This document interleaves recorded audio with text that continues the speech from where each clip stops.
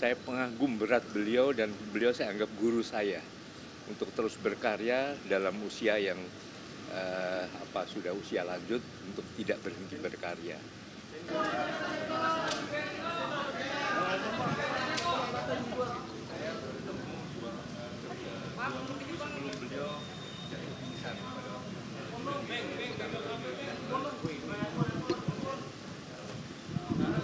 Beliau dan diberi semangat untuk terus berkarya, dan saya juga mohon doanya dari beliau. Dan mula-mula tadi saya mendengar, kemudian dibantah oleh teman lain, enggak, hanya itu hoax gitu.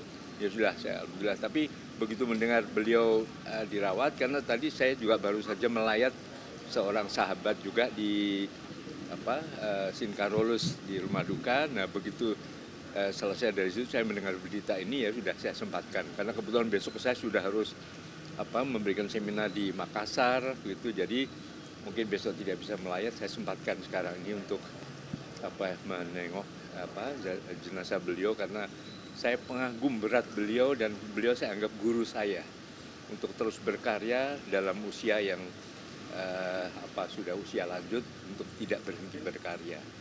Jadi beliau adalah guru saya, sehingga saya ingin menengok beliau. Sekarang masih ada di dalam ya. Iya. Ya, baik. Saya tadi sempat melihat jenazah masih di kamar, sekarang sedang dimandikan. Setelah dimandikan rencana akan dibawa ke rumah duka. Yang saya dengar adalah dibawa di daerah Perdatam, itu menjadi rumah duka, dan insya Allah besok setelah sholat Jumat akan dimakamkan di Tanah Kusir. Gitu. Bang Dul sendiri nanti di Puspa Saya kenal beliau sejak saya masih kecil, ya. Waktu itu saya pernah bermain film judul Rio Anakku. Beliau menjadi nenek, dan ya saya kenal beliau lah.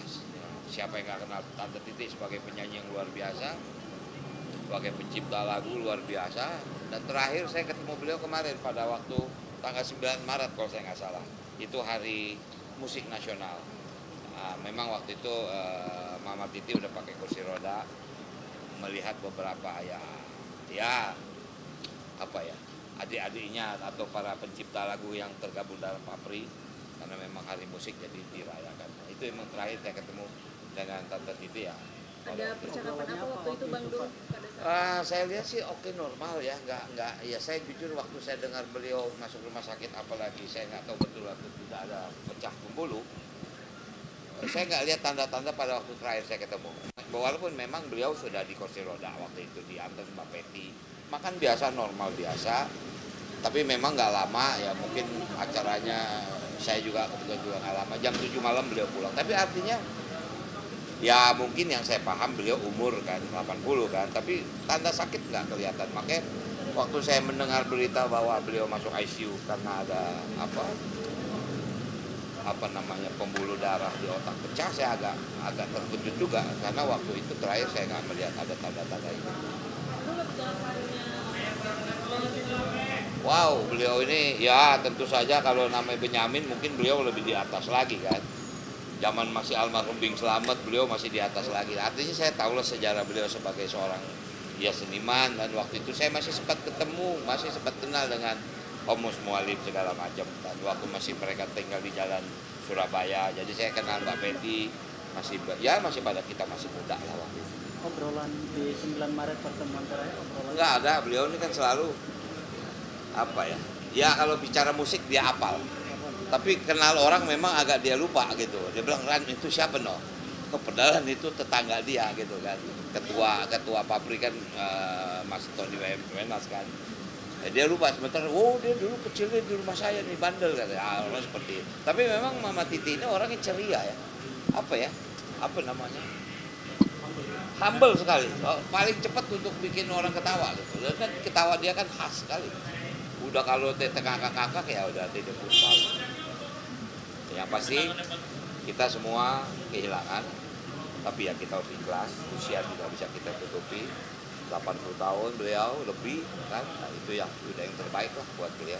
Mudah-mudahan husnul khotimah, itu aja. Ya.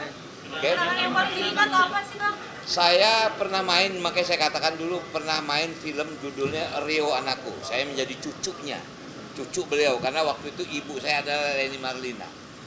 Kenapa saya terkesan film itu? Itu film yang membuat saya menjadi the best performance by child atau Festival Film Asia Pasifik. Saya pemain anak-anak terbaik waktu itu, tahun 74. Itu yang nggak bisa saya lupa. Oke ya.